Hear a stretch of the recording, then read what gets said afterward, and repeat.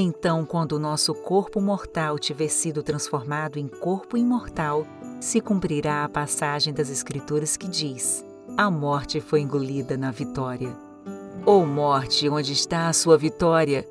Ó morte, onde está o seu aguilhão? O pecado é o aguilhão da morte que nos fere, e a lei é o que torna o pecado mais forte. Mas graças a Deus que nos dá a vitória sobre o pecado e sobre a morte por meio do nosso Senhor Jesus Cristo. Portanto, meus amados irmãos, sejam fortes e firmes. Trabalhem sempre para o Senhor com entusiasmo, pois vocês sabem que nada do que fazem para o Senhor é inútil. Quem tem ouvidos para ouvir, ouça o que o Espírito diz às igrejas.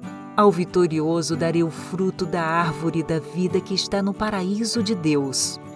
Então vi um novo céu e uma nova terra, pois o primeiro céu e a primeira terra já não existiam, e o mar também não existia mais.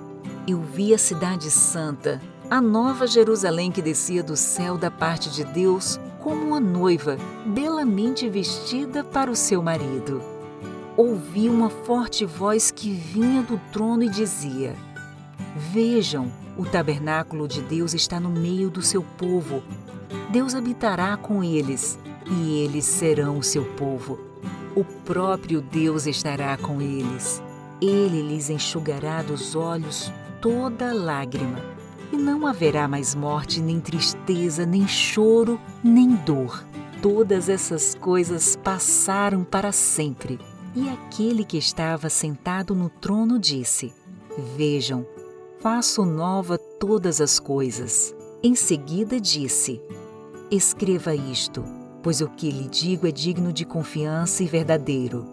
E disse ainda: Está terminado. Eu sou o Alfa e o Ômega, o princípio e o fim.